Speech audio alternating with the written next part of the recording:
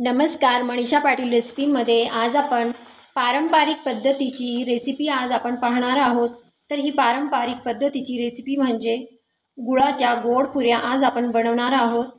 ह्या पुऱ्या बनवत असताना कधी या कमी गोड होतात किंवा खूप असं पीठ सैलसर होतं किंवा खूप घट्ट होतं। तर हे अचूक प्रमाण बघण्यासाठी ही रेसिपी आज आपण पाहणार आहोत। ही रेसिपी आपली आषाढ स्पेशल रेसिपी आहे। शेवटपर्यंत पहा आणि लाईक करायला विसरू नका। तर वेळ न घालवता पटकन रेसिपीला सुरुवात करूया। गुळाच्या गोड पुऱ्या बनवण्यासाठी इथे मी घेतला आहे 1 वाटी गूळ। गूळ असा मी बारीक चिरून घेतलेला आहे।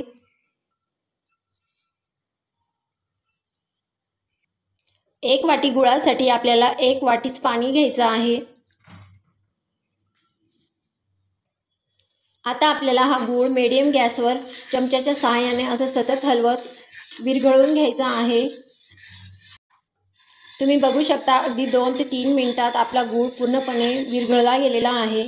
आता आपण गॅस बंद करूया आणि हे पाणी पूर्णपणे थंड करून घ्यायचं आहे। इथे मी आता गव्हाचं पीठ घेते। ज्या वाटीने आपण गूळ मोजून घेतलेला होता त्याच वाटीने आपण गव्हाचं पीठ घ्यायचं आहे। इथे मी 3 वाट्या गव्हाचं पीठ घेणार आहे। सुरुवातीला आपल्याला गव्हाचं पीठ हे कमीच घ्यायचं आहे। ही तिसरी वाटी। पीठ आपल्याला खूप असं दाबून भरायचं नाही, नॉर्मल असं वाटीने पीठ भरून घ्यायचं आहे। इथे मी 3 वाट्या गव्हाचं पीठ घेतलेलं आहे। आता आपल्याला या पिठात 2 टेबलस्पून बारीक रवा घालायचा आहे। रवा घातल्यामुळे पुरी खूप छान अशी खुसखुशीत तयार होते आणि भरपूर वेळ अशी फुगलेली राहते। यात घालूया चिमूटभर मीठ। कुठलाही गोडाचा पदार्थ करत असताना त्यात थोडं चिमूटभर मीठ घातलं की पदार्थाची चव अजून वाढते। आता इथे मी घेतलंय पाव वाटी साजूक तूप। तुम्ही तुपाऐवजी तेल घेतलं तरी सुद्धा चालेल। आता आपल्याला हे तूप छान कडकडीत असं गरम करून घ्यायचं आहे। आता हे कडकडीत गरम केलेलं तूप या पिठावर घालूया। सुरुवातीला आपल्याला चमच्याने असं मिक्स करून घ्यायचं आहे, जेणेकरून तुपाचा चटका बसणार नाही। आता आपण हाताने हे पीठ छान असं एकजीव करून घ्यायचं आहे, चोळून घ्यायचं आहे, जेणेकरून सर्व पिठाला हे तूप छान असं मिक्स होईल। असं हाताने छान चोळून घ्यायचं आहे।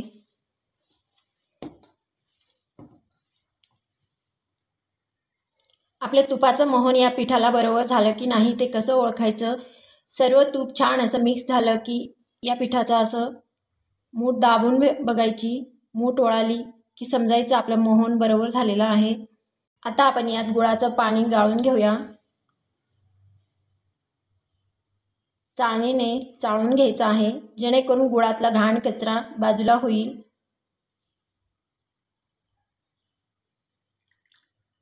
सुरुवातीला आपण चमच्याने असं मिक्स करून घेऊया, जेणेकरून आपल्याला पिठाचा अंदाज कळेल।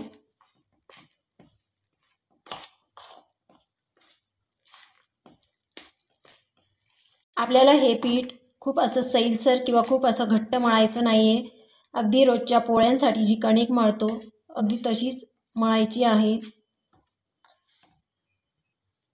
इथे मला पीठ थोडं सैलसर वाटतंय म्हणून मी परत अर्धी वाटी गव्हाचं पीठ घेतले। बऱ्याच वेळा काय होतं की सुरुवातीलाच आपण जास्त पीठ घेतलं तर मिश्रण कधी पातळ होतं किंवा कधी घट्ट होतं। काही वेळा काही गहू जास्त पाणी शोषतात आणि काही गव्हांना कमी पाणी लागतं, म्हणून सुरुवातीलाच जास्त गव्हाचं पीठ घ्यायचं नाही। आता आपण हे पीठ छान असं चोळून घेऊया आणि याचा गोळा तयार करून घेऊया। तुम्ही बघू शकता इथे आपलं पुरींचं पीठ मळून तयार झालेलं आहे। अगदी रोजच्या चपातींसाठी मळतो त्याच पद्धतीने आपल्याला हे पीठ मळायचं आहे। अगदी खूप घट्टही नाही आणि खूप असं सैलसरही नाही। आता आपल्याला हे पीठ एक 10 ते 15 मिनिटं असं झाकून ठेवायचं आहे, जेणेकरून आपण जो रवा या पिठात घातला आहे तो छान मुरेल। इथे आपलं पुरींचं पीठ 15 ते 20 मिनिटं छान असं मुरून गेलेलं आहे। हे परत एकदा छान असं चोळून घेऊया।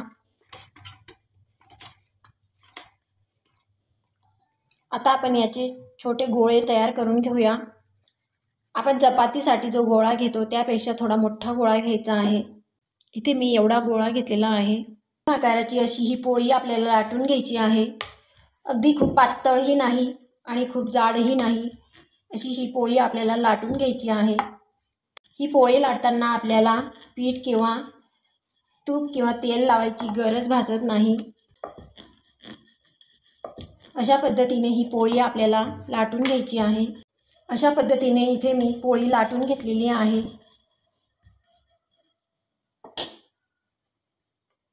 तुम्ही बघू शकता एवढ्या जाडीची ही पोळी मी लाटून घेतलेली आहे। खूप अशी पातळही नाही आणि खूप अशी जाडही नाही। आता इथे मी एक छोटी वाटी घेतलेली आहे। या वाटीच्या साहाय्याने आपल्याला पुऱ्या कट करून घ्यायच्या आहेत।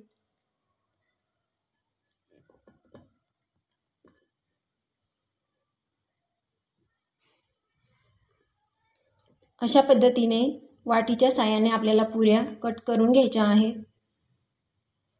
तुम्ही बघू शकता।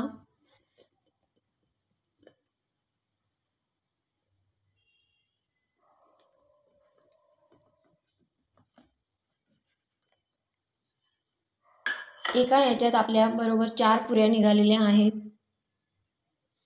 आता आपण हे साईडचं पीठ काढून घेऊया।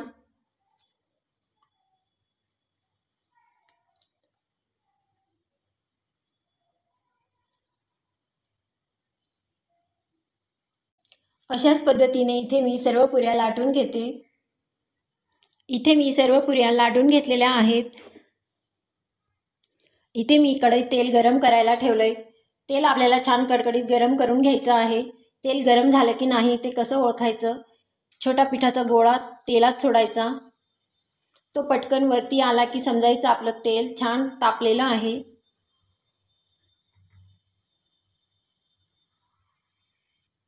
इथे आपलं तेल छान गरम झालेलं आहे। आता आपण पुरी सोडूया। गॅस आपल्याला मीडियमच ठेवायचा आहे। तुम्ही बघू शकता खूप छान अशी आपली पुरी फुगलेली आहे।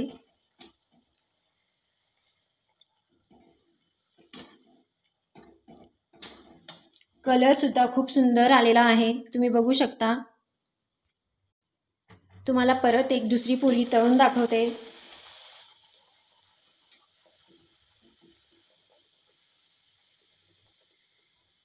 तुम्ही एका वेळी 2 किंवा 3 पुऱ्या सुद्धा तळू शकता। गुळामुळे या पुऱ्यांचा रंग थोडा ब्राऊन येतो।